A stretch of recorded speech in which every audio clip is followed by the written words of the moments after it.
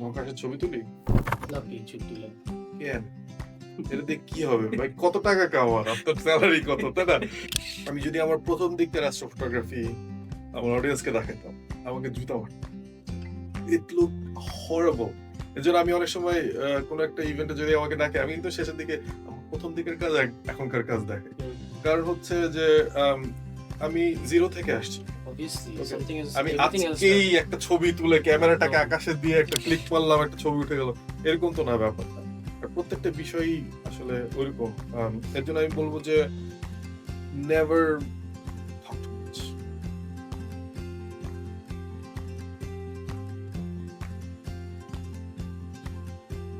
মহাকাশের ছবি কিন্তু অনেকে পছন্দ করেন এবং বেসিক্যালি বাংলাদেশের এই অ্যাস্ট্রো ফটোগ্রাফি ডিপার্টমেন্টের পায়োনিয়ার আজকে আমার পাশে বসে আছেন। Yes, I have with me mister Jubayer Keoli. So ভাই, কি অবস্থা? Thank you আমাকে ইনভাইট করার জন্য, খুব ভালো লাগছে। কেমন আছেন? আলহামদুলিল্লাহ, and thank you so much for coming in our show. আচ্ছা, আপনি একটা কোশ্চেন করতে চাই, সেটা হচ্ছে যে in the beginning of your journey, like when I researched about you, I got to know that you are a filmmaker, an animator, and also an inventor, and এর পাশাপাশি astrophotography, and which is something basically you're doing new. Astrophotography আপনার মানে journey kind of শুরুতে, মানে last year কি you're doing it new.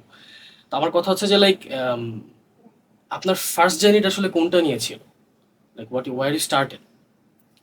আহ, মানে সব super ভিলেনের একটা super villain super hero whatever তাদের একটা অরিজিন স্টোরি থাকে। তো আমি হোপফুলি সুপার ভিলেন না। তো আমার অরিজিন স্টোরিটা হচ্ছে অনেক আগের, মানে আমার যখন বয়স 12 ছিল তখন আমি অনেক কিছুতে এক্সপোজড হয়েছিলাম। এখন এটার কয়েকটা কারণ আছে। কারণ হচ্ছে যে যখন ওই বয়সটাতে, মানে ওই বছরটাতে বাংলাদেশে একটা বন্যা হিট করেছিল। ওকে, কোন সালের কথা? 98 এর কথা। 90? সো 98-এ তখন স্কুল টুল সব বন্ধ, বাসায় বসে থাকি। বসে বসে কি করা যায়, বই পড়ি, কারণ তখন তো আর ইন্টারনেট ছিল না, কম্পিউটার ছিল না। তো অনেক ধরনের বই পড়তাম। আম, সবকিছু নিয়ে একটা কিউরিওসিটি ছিল। তো মানে মহাকাশ নিয়ে আমার অনেক কিউরিওসিটি, এটা ছোটবেলা থেকেই এরকম। আচ্ছা। তো আরেকটা জিনিস ছিল হচ্ছে যে আমার ছবি আঁকতে খুব ভালো লাগতো। আমার মা চমৎকার একজন আর্টিস্ট, সে ডিজাইনার, ইন্টেরিয়র ডিজাইন করতো। তারপর she was very creative. So মানে আমার মায়ের সাইডের ফ্যামিলি মোটামুটি, আমার নানাও এরকম খুব ক্রিয়েটিভ ছিল। যদিও সে ডক্টর ছিল, কিন্তু মানে তার ক্রিয়েটিভ আর্টস এর প্রতি একটা ঝোঁক ছিল। মেবি ওই জিনটার একটা পার্ট আমি পেয়েছি। তো আমার শুরুটা আসলে ওই আর্ট থেকে। আমার মাকে দেখতাম ছবি আঁকতো, আমার ভালো লাগতো, আমি বললাম, আমিও ছবি আঁকবো। তো আমিও ছবি আঁকা আরম্ভ করি। আর সাথে সাথে ওই টিভি দেখতাম, টিভিতে অনেক ধরনের সাইফাই কার্টুনস তো আছেই, তারপর সাইফাই শো হতো, সিরিজ হতো। ওই যে আমার মনে আছে যে উইজার্ড নামের একটা শো ছিল অনেক আগে, লাইক দিস ইজ ডেকেডস এগো। তো ওইখানে অনেক টেকনোলজিক্যাল জিনিসপত্র দেখাতো। তারপর টাইম ট্র্যাক নামের একটা শো ছিল, এইগুলো দেখে বড় হয়েছি। ওই ম্যাকগাইভার দেখে বড় হয়েছি। ওকে, সো ওই ডিআইওয়াই এর প্রতি একটা ঝোঁক ছিল ছোটবেলা থেকে।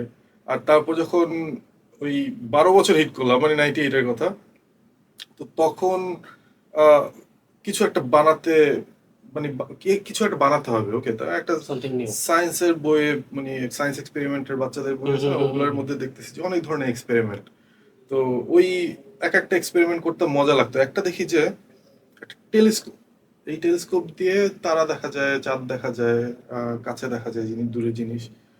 এইটা তো খুবই মজা জিনিস, আমার তো আকাশের তারা দেখতে খুব ভালো লাগে।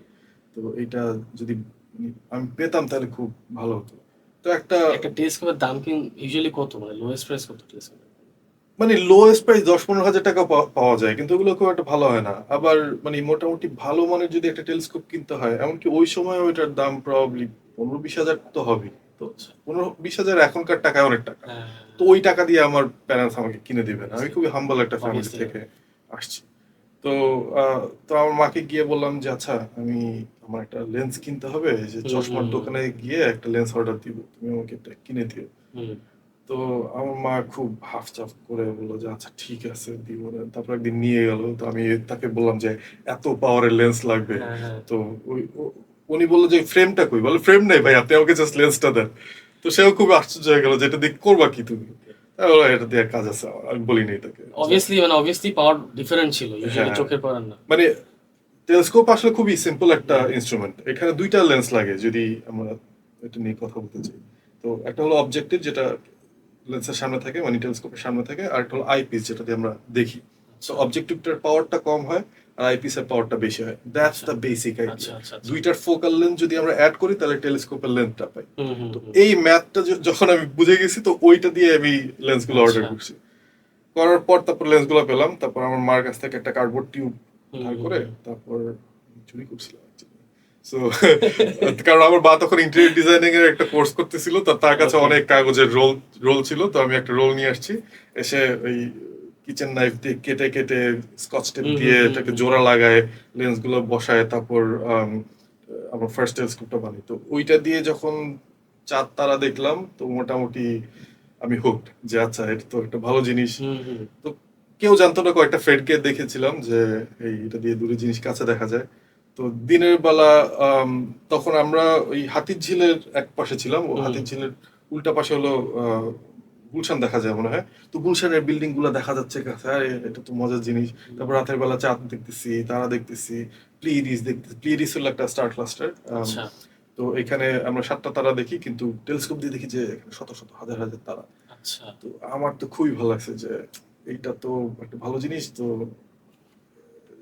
ওটা রয়ে গেছে মাথার মধ্যে, যে হুম মহাকাশের প্রতি একটা ঝোঁক রয়ে গেছে। তারপর আমি একটা প্রমিস করছিলাম যে আমি যখন বড় হব, হোপফুলি আমি এই জিনিসগুলা ভুলে do যাব না। something like this হ্যাঁ, মানে আমি এই এক্সপেরিমেন্ট গুলো হুম চালাবো হুম বড় হুম হয়েও। তো মাঝখানে অনেক সময় চলে গেছে, এই যে অ্যানিমেশনের কথা।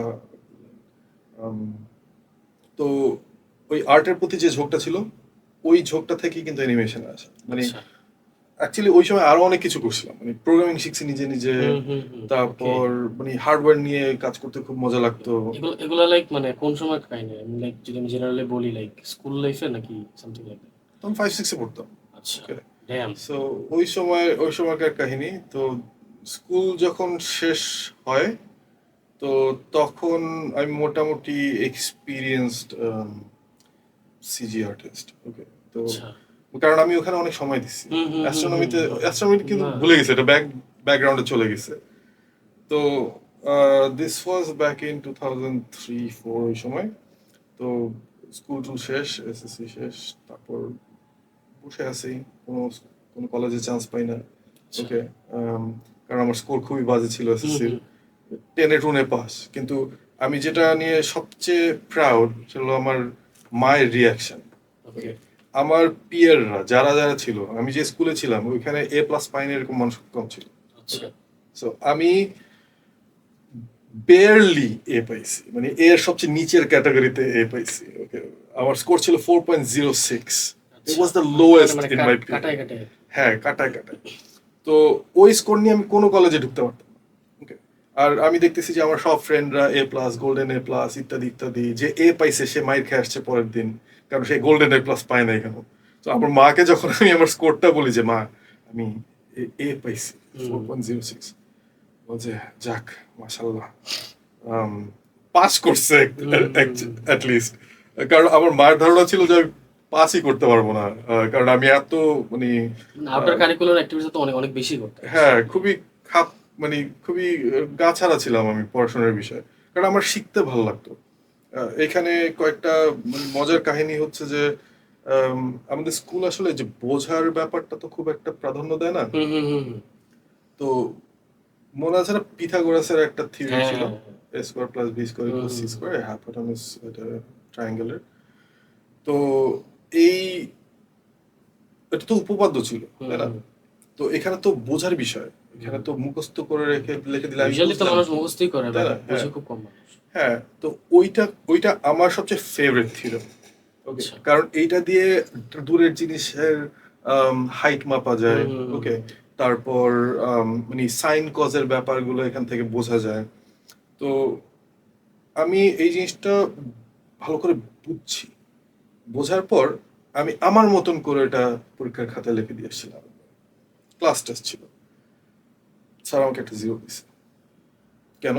কারণ আমি বইয়ের ভাষায় লিখিনি, আমি এর জায়গায় XYZ লিখছি, it's something it's ABCর something জায়গায়। it's something very bad for হ্যাঁ, our curriculum তো ইট ওয়াজ ডিমোটিভেটিং, মানে হুম আমি হুম হুম জানি যে এখানে একটা বাচ্চাও এই জিনিসটা বুঝে নাই, হ্যাঁ তারা মুখস্থ জাস্ট করে মুখস্থ দিছে করে লিখে দিয়ে আসছে, তারা 5 পাচ্ছে পাচ্ছে। আর আমি এটাকে বুঝছি, বইয়ের ভাষায় লিখি নাই দেখে আমাকে 0 দেওয়া হয়েছে। সো তখন থেকে আমি বুঝছি যে এই সিস্টেম ফালতু, এটা আমার দিয়ে হবে না। ওকে, ও যা বলে বলুক গিয়ে, আমি এগুলোর চেয়ে অলরেডি বেশি জানি। Okay, আমার আমার এই সিস্টেম নিয়ে আমার অত মাথা ঘামানোর দরকার নেই। এর জন্য আমি পরীক্ষার খাতায়ও যা পারি তাই লিখে দিয়ে এসেছি, ওই কোনো প্রিপারেশন ছাড়া। আমার এটা মনে আছে যে বাংলা পরীক্ষার আগের দিন আমি আমার এই 2টা আঙ্গুল মচকায় ফেলছিলাম স্কেটবোর্ডিং করতে গিয়ে। আচ্ছা। সো মানে ফাইজলামি, আমি বাসায় বসে বসে ফাইজলামি করতাম, স্কেটবোর্ড চালাচ্ছি অন্ধকার রুমের মধ্যে, পরে গিয়ে আমার এই 2টা আঙ্গুল উল্টায় গেল। তারপর পরের দিন আমি মনে হয় আমার লাইফের সবচেয়ে বেস্ট বাংলা পরীক্ষা দিয়েছিলাম, অনেকগুলা পেজ এক্সট্রা নিয়েছি, জাস্ট এই 2টা আঙ্গুল দিয়ে লিখছি। তো হলে যে ছিল সে ভাবছে যে এটার মধ্যে মনে কোনো নকল টকল পেঁচানো, আমি ক্লাসরুম থেকেই বের হইনি, মানে পরীক্ষার হল থেকেই বের হইনি। So it was an interesting experience. So স্কুলের ওই কয়েকটা ব্যাপার আমার মাথায় ঢুকেছিল যে I want to learn but on my own term, যা শিখতে চাই তা পসিবল। আমাকে কিছু একজন বড় ভাই বলছিল যে জুবায়ের ইউনিভার্সিটিতে যাও, এই করো সেই করো, না হলে তুমি অনেক জায়গায় যেতে পারবা না। আমি লাইক চ্যালেঞ্জ অ্যাকসেপ্টেড, ইউনিভার্সিটিতে যাবো না, দেখি না কি হয়। খারাপ না, মানে অনেকের সঙ্গে দেখা হয়েছে, অনেক অনেক জায়গায় যাওয়া হয়েছে। সো একটা ডেস্টিনেশনে পৌঁছানোর অনেকগুলা পাথওয়ে থাকতে পারে। Okay, আর কোনো পাথওয়েটাই আসলে খারাপ না। মানে আমরা তো মানে একটা ছকে পড়ে গেছি যে সবাই ভাবে যে এটা একভাবেই করতে হবে, একজন পথ দেখায় দিয়ে গেছে, ওই পথেই এক্স্যাক্টলি, গিয়ে টু ফলো দেম, বাট ডেস্টিনেশনে যেতে হবে। Ultimately it's something like simple ম্যাথের মতনই অনেকটা। It depends on the answer, not হ্যাঁ, দ্য ওয়ে। এক্স্যাক্টলি। এক্স্যাক্টলি, মানে জার্নিটা যেরকম যে যেরকম তুমি থাকে। চাও সেরকম হ্যাঁ, হতে পারে। ওকে, exactly. এটা মানি না যে তোমার জার্নিটা খারাপ, হয়তো একজন বুঝতে পারছে না, তো সে তোমাকে হয়তো ভালোর জন্যই বলবে যে ভাই তুমি কিন্তু পথচ্যুত হয়ে গেছো, তুমি কিন্তু ভুল রাস্তায় যাচ্ছ। কিন্তু তুমি তো জানো যে তোমার রাস্তা ঠিক আছে, বা তুমি বিশ্বাস করো। আর ওই বিশ্বাসটা ইম্পর্টেন্ট, নিজের উপর এই বিশ্বাসটা থাকা খুবই জরুরি যে তুমি যেখানে যেটা করতেছো সেটা কি তোমার মন দিয়ে করতেছো। অবভিয়াসলি। আচ্ছা, অ্যানিমেশন জিনিসটা আপনাকে অ্যাকচুয়ালি লাইক শিখেছিলেন কি, মানে ইউটিউব দেখে নাকি like from some? So YouTube কবে আসছে? 2005 হ্যাঁ, 6? ওকে, সো আমি অ্যানিমেশন করতেছি 98 থেকে। So তখন কোনো ইউটিউব ছিল না, এক্স্যাক্টলি, হ্যাঁ। আমার কাছে কোনো ইন্টারনেট ছিল না। তো আহ, একটা সফটওয়্যার ছিল নাম 3ds Max, এটা অনেকে চিনে যারা অ্যানিমেশন করে। তো ওই সফটওয়্যারটার ভার্সন মনে হয় 2 এর একটা কপি পাইছিলাম। তো ওইটার যে হেল্প মেনু, F1 চাপলে যে হেল্প মেনু রয়েছে, ওই হেল্প মেনু থেকে কোন টুল কি করে এটা দিয়ে শেখার চেষ্টা করেছিলাম। তারপর অনেক বছর পর যখন ইন্টারনেট আসলো, ওখানে কোনো ভিডিও ছিল না, ভিডিও না। টিউটোরিয়াল বলতে কিছু ছিল না। না। কিছু আর্টিস্ট তারা ব্লগ লিখতো, মানে একটা ওয়েব পেজের মধ্যে তারা একটা টিউটোরিয়াল লিখতো, ওইগুলো দেখে দেখে তাদের টেকনিক গুলো সম্পর্কে জানা যেত। ওইখান থেকে আসলে শেখাটা, আমাদের ওই সময় শেখাটা খুবই ডিফিকাল্ট ছিল। নিজে বের করতে হতো টেকনিক, বা অন্য কোনো একটা আর্টিস্টের কাজ দেখে বুঝতে হতো যে কিভাবে করতে পারে। ওকে, ওয়্যার ফ্রেমটা দেখে আচ্ছা ওর মডেলিংটা ও এইভাবে করে করতেছে। মানে এক্স্যাক্টলি, মানে আমি একটা যদি কথা বলি, something like animation is something বাংলাদেশে যেটা অনেকেই মনে করে যে নতুন আসছে, বাট অ্যাকচুয়ালি এটা নতুন আসেনি। লাইক আপনার মতো অনেকে আছে যারা ওল্ড টাইম থেকে করে আসতেছে, এবং কিছু কন্টেন্ট ক্রিয়েটারও আসছে, যাদের কারণে আর কি অনেকে মনে করে যে লাইক দে আর দ্য পাইনার্স বা সামথিং লাইক দ্যাট। মানে ইনফ্যাক্ট আমার সার্কেল অনেকে এটা মনে করতো, but that is totally wrong. Animation এমন একটা সেক্টর যেটা হচ্ছে আর কি অনেক আগে থেকে শুরু হয়েছিল বাংলাদেশে, বাট ওইভাবে ওইভাবে ফোকাসে আনা হয় নাই। এবং ওই সময় আসলে চান্সেসও ছিল না, যেহেতু ইন্টারনেট নাই, আপনি কাজ সব করবেন কোথায়? ঠিক আছে, এক্স্যাক্টলি। এবং আরেকটা জিনিস সেটা হচ্ছে যে লাইক এখনকার যে ইউথ, লাইক ওদের আসলে লাইক আপনাদের মতন যারা আছেন, এই যে F1 চাপ দিয়ে অ্যানিমেশন শিখছেন, এই সিম্পল জিনিসগুলো আসলে ওদের আসলে মনে করা উচিত। বিকজ আজকালকার যুগের কি নাই, ইউটিউব আছে, ফেসবুক আছে, লাইক স্কিল শেখার জন্য কি নাই? Everything is possible, and still they choose to sit around, ঘুরে বেড়াবে ডানে বামে, লাইফ নিয়ে কোনো সিরিয়াসনেস নাই। এটা ইটস ওকে, মানে এক একজন, ওই যে বললাম এক একজনের লাইফের জার্নি এক এক রকম। তারা হয়তো আই ডোন্ট নো 50 বছর বয়সে গিয়ে কিছু একটা পাবে যেটা রেভলিউশন, হু নোস, তুমি তো জানো না, আমি জানি না। ওকে, এক একজনের লাইফ এক এক রকম। ওকে, আর অনেক, ওই যে আমি বললাম যে স্কুল থেকে আমাদের ডিফারেন্ট কিছু করা থেকে সবসময় বিরত রাখে। আমার মনে হয় যে এখনো ওই কালচারটা থেকে আমরা বের হতে পারিনি।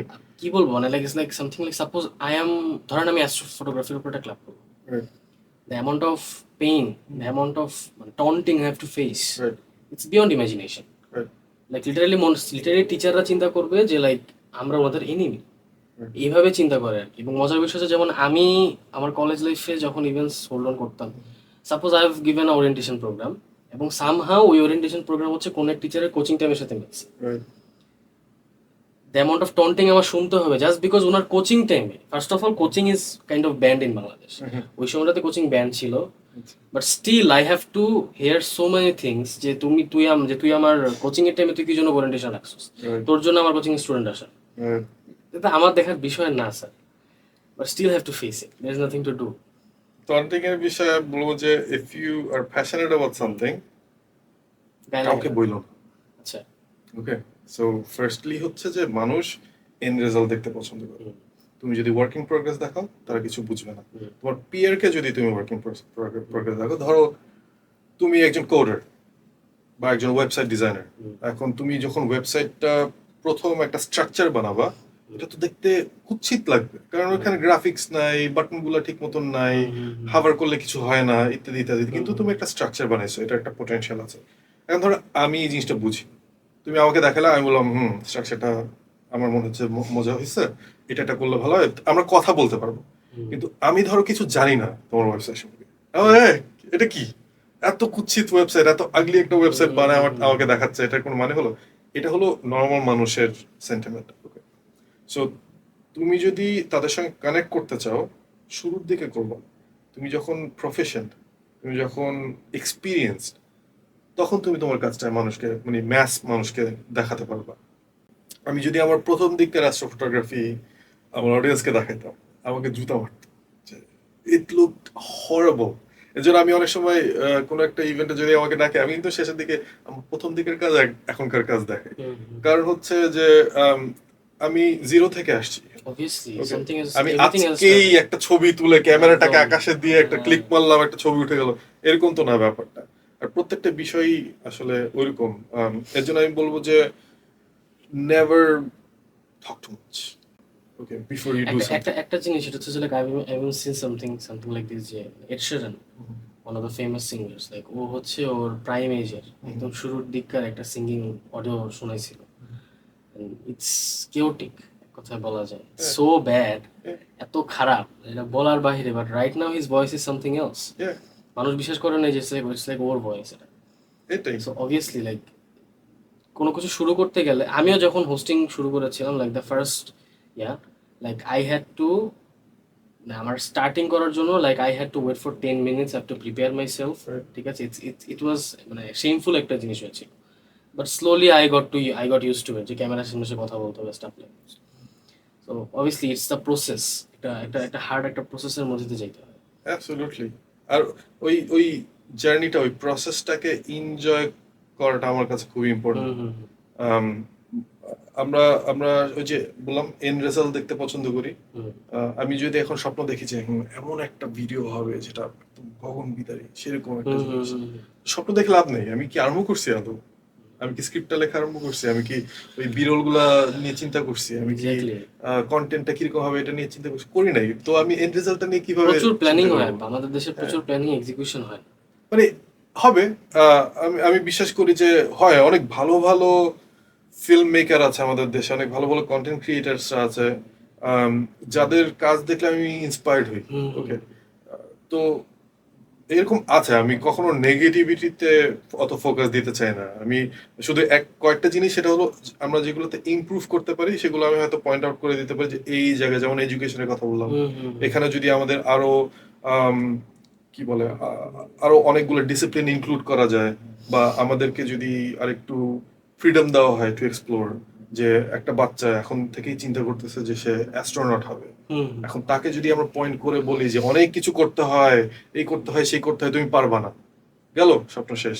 ওকে, কিন্তু আমরা যদি সবাইকে বলি যে তুমি চাইলে তুমি মঙ্গল গ্রহে দাঁড়ায় দাঁড়ায় আকাশ দেখতে পারবা, ওকে, তুমি মানে বাংলাদেশ থেকে মানে বাংলাদেশি অ্যাস্ট্রোনট হয়ে তুমি চাঁদে চাঁদে তুমি হাঁটবা, এগুলো যদি আমরা ছোটবেলা থেকে মানুষের মাথায় ঢুকে দিতে পারি, that's enough.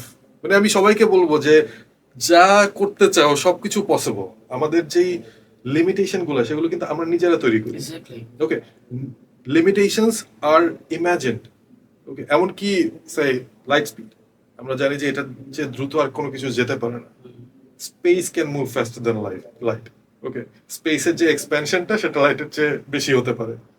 Y not manipulate space? তখন আমরা লাইটের চেয়ে বেশি দ্রুত গতিতে চলতে পারবো, হয়তো আমরা একটা ইন্টারস্টেলার স্পেসশিপ বানায় ফেলতে পারবো। ওকে, আলকুবিয়ের যেরকম একটা থিওরাইজ করছে, এনিথিং ইজ পসিবল। আমাদের জাস্ট ওইটা মাথায় রাখতে হবে যে লিমিটেশন গুলো ইমাজিন, আর আচ্ছা, আমরা অ্যাট যা সাম করতে চাই। পয়েন্ট ডু ইউ বিলিভ যে দ্যাট লাইক মেবি টাইম মেশিনও আমাদের কাছে থাকবে? আমাদের মাথার উপরে একটা টাইম মেশিন আছে যেটা দিয়ে আমরা পাস দেখতে পারি। Oh, that's true. Okay, that's deep so also. হ্যাঁ, আর ফিউচারে যাওয়ার জন্য টাইম মেশিন আছে। সেটা হচ্ছে যে আমরা, এই যে এখন কয়টা বাজে, এই যে 1 সেকেন্ড আগেলাম, আর 1 সেকেন্ড আগে গেলাম, আমরা একটা টাইম মেশিনের মধ্যে দিয়ে যাচ্ছি। আম, আর আমার মনে হয় যে ওইটা নিয়ে অত উদ্বিগ্ন হওয়ার দরকার নেই। ফিউচার আমরা একসময় যাবই, আর এই সেলফে না গেলেও আমাদের পরের জেনারেশন যাবে, তার পরের জেনারেশন যাবে। আমার মাঝে মধ্যে 100 বছর পরে কি হবে, বা 1000 বছর পরে কি হবে, বা 10,000 বছর পরে কি হবে। Already we can guess, like ওয়েদারের কথা যদি আমি বলি, বা এই যে আপনাদের অ্যাস্ট্রোলজির কথা যদি আমি বলি, নমি, অ্যাস্ট্রোনমির কথা যদি আমি বলি, যে লাইক এই সেক্টরে কবে কোন কমেটটা কোন দিক দিয়ে আসতে পারে, কোন গ্রহ কবে ধ্বংস হইতে পারে, ইনফ্যাক্ট বাংলাদেশের আশেপাশে লাইক অ্যাস্ট্রয়েড কোনটা কবে যাবে, কোনটা পাশ দিয়ে যাবে, কোনটা ভিতরে ঢোকার চান্স থাকে, you can guess everything. We can calculate most of the things. মানে এখন আমরা পিছায় আছি, মানে আমরা খুব ডিফিকাল্ট বলবো না, খুব স্ট্রেঞ্জ একটা সময়ের মধ্যে দিয়ে যাচ্ছে তো globally. Obviously, as for example আমাদের ডিপ সি লেভেলেরই most probably we have only export 7% হ্যাঁ, মানে আই আমি ডোন্ট নো, যেটার কথা আই বলছি ডোন্ট নো সেটা কি আরেকটু পার্সেন্টেজ। পলিটিক্যাল কারণ কি যে আমাদের সেই কোল্ড ওয়ারের সময় হুম 40s 50s, হুম হুম হুম মানে কোল্ড ওয়ার তার পর হয়েছে। তো ওই সময় কিন্তু ওই যে আমেরিকার সঙ্গে রাশিয়ার যে রেষারেষিটা ছিল, হুম, ওখান থেকেই কিন্তু আমেরিকান স্পেস প্রোগ্রামটা হয়। এক্স্যাক্টলি ওই যে আমি তারপর আগে যাবো তুই আগে যাবি এরকম হ্যাঁ, মারামারিতে আলটিমেটলি এত কিছু হয়েছে। রাইট, ওই ইন্সপায়ারিং হুম ভাষণটা হুম কেনেডির যে will go to space, hmm এই সেই। Okay, not because it's easy, because it's hard. Oh, জোশ ছিল এটা একটা। সো মানে ওই জিনিসটা আমার মনে মনে মনে গেঁথে গেছে কিন্তু, যে we don't want to do something because it's easy, because hmm it's hard. তো ওই সময় কিন্তু গেল আমেরিকান অ্যাস্ট্রোনটরা একটা এই অ্যাপোলো প্রোগ্রাম লঞ্চ করলো, তারপর ওরা অ্যাপোলো 11-এ মানে চাঁদে ল্যান্ড করলো। কিন্তু এখন জিনিসটা অনেক বিজনেস ওরিয়েন্টেড হয়ে গেছে। আমাদের নিয়ার আর্থ অরবিটটাকে আমরা অনেক ওভার পপুলেট করে দিচ্ছি, যেটা আমার কাজে অনেক এফেক্ট করে। কারণ একটা ডিপ স্কাই ছবি তুলবো, ওইখান থেকে স্যাটেলাইটের ট্রেল আমার ছবি নষ্ট করছে দিন শেষে। সো এই কিছু ব্যাপার স্যাপার আছে। আর তারপর হলো আম, ওই দূরদর্শিতাটা আমাদের আরো ত্বরান্বিত করতে হবে গ্লোবালি। আমি as a species of hmm my hmm kind hmm বলছি, হুম মানে as a person of my species বলছি, হুম। যে আমাদেরকে আরো বড় স্বপ্ন দেখতে হবে। দেখছে এই কয়েকদিন পর আমরা হয়তো আবার চাঁদে ফেরত যাব, কয়েকদিন পর হয়তো আমরা মার্সে যাব। আর আমরা বলছি And বাংলাদেশিরা বা I আমরা না। personally believe যে লাইক experiences like this আমার কাছে পার্সোনালি কেন জানি মনে হয় যে like we don't even 50% of them. I personally feel it. You don't feel what 50%? 50 we don't even know 50% of them, like what is happening in there, like 50% maybe like আমাদের না জানাই করা, I don't know, না, it's আরো some sort আরো of আরো insecurity. আরো কম জানি হোক, মেবি। কিন্তু it's okay, hmm it's okay. যেটা যেটা হবে সেটা সেটা হবেই, কিন্তু আহ, মানে জেনারেশনটাকে তো আমাদের ইন্সপায়ার করে যেতে হুম হবে। হুম যাই করি, আমরা হয়তো অনেক কিছু করতে পারবো না, হুম বয়স হয়ে যাবে কয়েকদিন পর, মানে অত বড় বড় এক্সপেডিশনে যেতে পারবো না, হয়তো তোমরা পারবা, তোমাদের পরের জেনারেশন পারবে। ওকে, কিন্তু এইটা যদি আমরা বলে যেতে পারি যে এটা পসিবল, করতে পারবা, জাস্ট গো ফর ইট। হুম হুম একটু সাহস যদি দেওয়া যায়, তাহলে আমার মনে হয় যে বড় বড় কিছু একটা করতে যাচ্ছে। আর ওই যে ভবিষ্যতে যে কথাটা বললাম, এখন থেকে 100 বছর পর হোপফুলি আমাদের মার্সে একটা বেস থাকবে, হোপফুলি আমাদের hopefully. মুনে একটা বড় কলোনি থাকবে। ওকে, যেখানে রিসার্চ হবে, যেখানে অনেক বড় বড় সায়েন্টিফিক ব্রেক থ্রু আসবে এখান থেকে। হুম এখন এগুলো করে লাভটা কি? অনেকে হয়তো প্রশ্ন করতে পারে যে, এমনকি আমার কাজের ক্ষেত্রে, আমি মহাকাশের ছবি তুলি, লাভ কি ছুটি লাগে? কেন, এটা দিয়ে কি হবে ভাই, কত টাকা কামান, আপনার স্যালারি কত, তাই না, ইত্যাদি ইত্যাদি প্রশ্ন আসে। এইটার করার কারণ হচ্ছে যে এই মহাবিশ্বটাকে নিজের চোখে দেখা। নাসা অনেক কিছু দেখাইছে আমাদের, hmm Pillars of Creation, hmm Eye of God, মানে হিলিক্স নেবিউলা, অনেক নাসার ছবি আমরা দেখি। প্ল্যানেটস এর ছবি দেখি যা নাসা আমাদের প্রোভাইড করে বা ইসা ইউরোপিয়ান স্পেস এজেন্সি প্রোভাইড করে। তো কতগুলো রিয়েল, অনেক মানে ফেসবুকে আপনি অনেক গ্রুপ পাবেন, অনেক কমিউনিটি পাবেন যারা হলো এন্টাই নাসা, নাসা আমাদের কিছু কি বুঝাচ্ছে আচ্ছা, এই সেই হাউ হ্যান ডু ইউ ত্যান। ফিল অ্যাবাউট লাইক ওই যে ফ্ল্যাট পিপল? আহ, মানে আমাদের এই সময়ে এসে যদি এই এই এই ডিসকাশনটা করতে হয় তাহলে মানে লজ্জা পাওয়া ছাড়া আসলে কিছু করার নাই। কিন্তু আছে এরকম মানুষ, ওই যে মানে ওইটাই মানে তারা যেটা পারসিভ করতে পারছে না আর যেটা তারা নিজে চিন্তা করছে সেটাকে মেনে নিচ্ছে। হ্যাঁ। ওপিনিয়ন থাকতেই পারে মানুষের, কিন্তু ওপিনিয়নকে যদি আমাদের সত্য প্রমাণ করতে হয় তাহলে সেটার জন্য প্রমাণ লাগে। ওকে, মানে এই এই প্রমাণগুলা হাজার হাজার বছর আগে আমরা পেয়ে গেছি, এটাকে নিয়ে নতুন করে প্রমাণ করার কিছু নাই। আম, মানে দুইটা কাঠি বসায় আমরা এই জিনিসটাকে প্রমাণ করতে পারি, একটা তেঁতুলিয়াতে বসে একটা টেকনাফে বসে। দুইটা কাঠি দিনের বেলা কখন কতটুক শ্যাডো ক্যাস্ট করতেছে সেটা যদি আমরা মেজার করি আমরা জানবো যে আর্থের কার্ভেচার কিরকম। Simple math. ওই যে সিম্পল জাস্ট মানে এটা তো ঘুর মানে ফ্ল্যাট হইলে তো স্ট্রেট চেক হ্যাঁ, চাই তো বেকা সিম্পল পিথাগোরিয়ান ম্যাথ। ওকে, সো এইটা এইটা আসলে পুরো এটা আমি টাচই করব না, কিন্তু আমি ওইটা বলছি যে নিজের চোখে কিন্তু দেখা যায় মহাবিশ্বটা, নিজের চোখে বা নিজের ইনস্ট্রুমেন্ট দিয়ে আমরা অবজার্ভ করে বুঝতে পারবো যে আমাদেরকে যা দেখানো হচ্ছে সেটা সত্য নাকি। আমি তো পেয়েছি সত্য, আমি পিলার্স অফ ক্রিয়েশনের ছবি তুলেছি, ওইটা দেখলাম যে হ্যাঁ নাসার ইমেজের সঙ্গে মিলে। ওকে, সো যদি বেশিরভাগই মিলে তাহলে আমার আমার তো মানে ওই রিসার্চ, কারণ এটা নাসা না শুধু, যে সায়েন্টিস্টরা আছে তারা তাদের জীবন ডেডিকেট করে এসব রিসার্চে। যারা এত এফোর্ট দিচ্ছে তাদের এফোর্টটাকে আমি কেন মূল্যায়ন করবো না। সো ওইটাই বলবো যে উনি যদি কারো কোনো কোয়েশ্চেন থাকে বা কনফিউশন থাকে সে কিন্তু নিজে থেকে অ্যান্সার গুলো ফিগার আউট করতে পারবে, জাস্ট এফোর্ট লাগবে। ওকে, আর যদি এফোর্টটা দিতে না চান তাহলে আমার মনে হয় না যে উদ্ভট প্রশ্ন করার প্রয়োজন আছে, কারণ আমাদের প্রশ্নগুলোর অ্যান্সার বেশিরভাগই এখন ইন্টারনেটে পাওয়া যায়। আর টেকনোলজি ডিনায়ার বা স্পেস ডিনায়ার ইত্যাদি ইত্যাদি, স্মার্টফোন, ওকে, এইটা দিয়ে আমি পুরো পৃথিবী অ্যাক্সেস করতে পারতেছি, পৃথিবীর নলেজ অ্যাক্সেস করতে আমার কাছে পারতেছি। পার্সোনালি মনে হয় like everything we have right now at some point যারা এদের কথা এটার কথা বলছিল পিপল কল দেম ম্যাড, হ্যাঁ, সিম্পল অ্যাজ দ্যাট। লাইক যখন ম্যাথের কথা তোলা হয়েছিল some people call him mad, right, যখন এই ফোনের কথা মানে পিপল এখন যেমন হচ্ছে কি মনে করেন আপনার ওই যে যখন প্লেন বানানোর কথা একটা জিনিস এটা উড়বে, right, ঠিক আছে, it's people simply call the mad. এবং আনফর্চুনেটলি বা ফর্চুনেটলি যেটাই বলি না কেন, but right now in fact like in Egypt right. People are getting proofs যে মোস্ট প্রবাবলি লাইক ওই সময় তো maybe they have made something that could fly, এটা Could glide, it could glide. হ্যাঁ, মানে তো ওই যে এটাকে বলা হলো heavier than air air flight. এই যে জুলহাস করলো যে যে Basically মানে জিনিসটা, না, ওকে, এটা হলো হেভিয়ার দেন হ্যাঁ হ্যাঁ হেভিয়ার দেন এয়ার অথবা এরকম কিছু একটা নাম আছে মনে হয়। মানে তুমি যদি অনেক উঁচা একটা জায়গা থেকে একটা বড় পাখাওয়ালা একটা জিনিস দিয়ে নিচে নামো তুমি অনেকক্ষণ গ্লাইড করতে পারবে। ওটাকে ওই যে হ্যাং গ্লাইডিং এর যে ব্যাপারটা ওইটা কিন্তু ওরকমই। সো এটা কিন্তু আরো কয়েক হাজার বছর আগে একজন এটা ইনভেন্ট করছিল এবং ওটা নিয়ে উঠতে গেছিল এবং হাত পা ভাঙছে এরকম একটা ব্যাপার ছিল, যে সে ফ্লাইটটা অনেক ভালো ছিল, তার ল্যান্ডিংটা ভালো ছিল না। সো তারপরে যে রাইট ব্রাদার্সরা তো ফার্স্ট পাওয়ার্ড ফ্লাইট অ্যাচিভ করলো। ওকে, সো এটার পর তো একটা রেভলিউশন, আমরা স্পেসে চলে গেছি। এখন স্পেসেই চলে গেছে এখন, like at this point people are doing space tourism, হ্যাঁ, অ্যানাদার লেভেল জিনিস।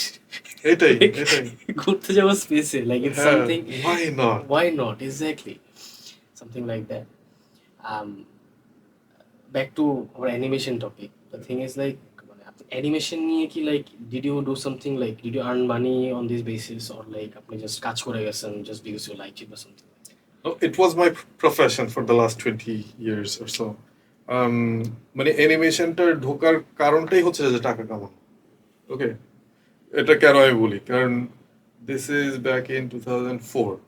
তো তখন স্কুল টুল নাই, কলেজে চান্স পাই নেই। আমার তখন আমার অ্যানিমেশন শিখতে ভালো লাগতো, আমি বসে বসে সারাক্ষণ 3D অ্যানিমেশন নিয়ে ঘাটাতাম। কিন্তু ইন্টারনেট তো তখন খুবই স্লো ছিল, এক্সপেন্সিভ ছিল, তখন ওই যে ল্যান্ডলাইন ইউজ করে ইন্টারনেট ব্যবহার করতে হতো। তো ওইটার যে ইন্টারনেটের জন্য যে বিলটা লাগতো সেটা আমার মার কাছ থেকে নিতে আর ভালো লাগছিল। যে আমি খালি এরকম টাকা নিতে থাকবো, এটা কি কিছু হলো নাকি, আমি তো মনে হয় জব টপ করে কিছু টাকা কামাতে পারি। তো একটা এরকম স্টুডিওতে গেলাম, গিয়ে বললাম যে এই হলো আমার কাজ, আমার আমি চাকরি খুঁজতেছি। তো বস আমার কাজটা দেখে বলে যে কালকে জয়েন করতে হবে। বললো যে কালকে পারতে পারি, let's talk about money. So I was like, একটা ব্যাপার হচ্ছে যে আমরা সবসময় টাকা টাকা পয়সা নিয়ে ডিসকাস করতে খুবই মানে একটু শঙ্কায় ভুগি, যে এটা কি বেশি ফরওয়ার্ড হয়ে গেল নাকি এই সেই হ্যান ত্যান। আমার মনে হয় যে এইটা আরেকটা ফ্ল আমাদের সোসাইটির, যে আমরা ফাইন্যান্সিয়াল এডুকেশনটা আসলে পাই না, ফাইন্যান্সিয়াল স্কুল থেকেও পাই লিটারেসি। না, ফ্যামিলি থেকেও পাই না। আমাদের শেখানো হয় না ট্যাক্স কিভাবে দিতে হবে, আমাদের শেখানো হয় না কিভাবে সেভিং করতে হবে। আর বড় যখন হয়ে যাই, we have to pay tax, সব হাউ? কিছু ধাম করে মাথার উপর পড়ে হ্যাঁ, এবং basically we mace up. Exactly. So আমার জন্য এই জিনিসটা একটু একটু ইজি ছিল, কারণ ছোটবেলা থেকে আমাকে ব্যাংকিং শেখানো হয়েছিল। আমার মা আমাকে প্রত্যেক মাসে 100 টাকা করে দিত। আমি এটা ব্যাংকে গিয়ে জমা দিয়ে আসতাম। ব্যাংকের মানে অ্যাকাউন্ট কিভাবে খুলতে হয়, মেনটেন কিভাবে করতে হয়, আমি ছোটবেলা থেকে মানে 3-4 থেকে আমি মোটামুটি এই জিনিসটা বুঝতাম। কিন্তু এর চেয়ে বেশি লিটারেসি নাই, কিভাবে আমি আসলে আমার ওয়েলথ বাড়াইতে পারি বা এগুলো আমি কিছু জানতাম না। এর জন্য আমি আসলে অনেক আমার আমার প্রফেশনাল লাইফেও আমি আসলে অনেক ঝামেলা পড়েছি এটার জন্য। তো যাই হোক, শুরুতে আসি এবার। তো জবটা নিলাম। জব নেওয়ার পর তারপর তো আমি অ্যাডভার্টাইজমেন্ট ইন্ডাস্ট্রিতে অনেক কাজ করছি, ফার্মাসিউটিক্যাল ইন্ডাস্ট্রির জন্য কিছু কাজ করছি, টয় ইন্ডাস্ট্রি লাইক লেগো, ইয়ে স্পোর্টস, ওদের সঙ্গে কাজ করছি। So it was a proper profession and that was my living. এখন পর্যন্ত যদি অ্যাস্ট্রো ফটোগ্রাফি থেকে তো আসলে খুব একটা ইনকাম করা যায় না, মানে এই মুহূর্তে, জানি না ভবিষ্যতে যাবে নাকি। আমি চাই যে অ্যাস্ট্রোনমি বা অ্যাস্ট্রো ফটোগ্রাফি আমার লাইভলি হোক, মানে আমার আমার প্রফেশন হোক, যেখান থেকে আমি অ্যাটলিস্ট বাড়ি ভাড়া দিয়ে খেয়ে পরে বাঁচতে পারি। কিন্তু এখন ওই পর্যন্ত যাইনি। সো অ্যানিমেশনটাই আমার মূলত প্রফেশন। আমি প্রচুর অ্যাডভার্টাইজমেন্টের জন্য ভিএফএক্স অ্যানিমেশন এগুলো তৈরি করেছি। 2010-এ আমি আমার নিজের কোম্পানিটা শুরু করি, Agninath Studios. So that was my college days. Okay, মানে যে বলে না যে ইউনিভার্সিটির ডর্ম, এই সে, আমার জন্য ওইটা ছিল। অফিস স্পেস নিয়েছিলাম আমরা, ওইখানে একটা রুম ছিল, কাজ টাজ করে ওইখানে জাস্ট ক্র্যাশ করতাম। It was great, it was like party all day long. Okay, মানে কি পার্টি অল ডে লং মানে হচ্ছে যে কাজ করতেছি খুব, মানে মাথা টাথা একদম এলোমেলো হয়ে যাচ্ছে, রাতের বেলা আমরা খুব আড্ডাবাজি করতেছি, আগামীকালকে কি করব বা নেক্সট প্রজেক্ট কি হবে এগুলো নিয়ে কথা বলছি। So it was a very like, it was one of my happiest days of my life. Or yeah, like you in this world, like there is a very few people যারা আসলে কাজকে enjoy করতে পারে। In one of them, you are one of them basically. if I didn't, I wouldn't do it. Okay, এটা আমার মোটো, যে আমার যদি ভালো না লাগে আমি করবো না, এটা আমাকে কেউ করাতে পারে নাই। যেমন অ্যানিমেশনের ব্যাপারটাও বাংলাদেশে অ্যানিমেশনের স্কোপ খুব কম। আমাকে অনেকে বলছে যে দেশ ছেড়ে চলে যাও, বাইরে চলে যাও, ওইখানে ভালো অপরচুনিটি পাবা। আমি এখনো আমাকে এখনো বলতেছে যে লাইক গো আউটসাইড, বাট আমার কথা ইটস ট্রু, ইটস ট্রু, বাংলাদেশে মূল্যায়ন পাওয়া যায় না। ওকে,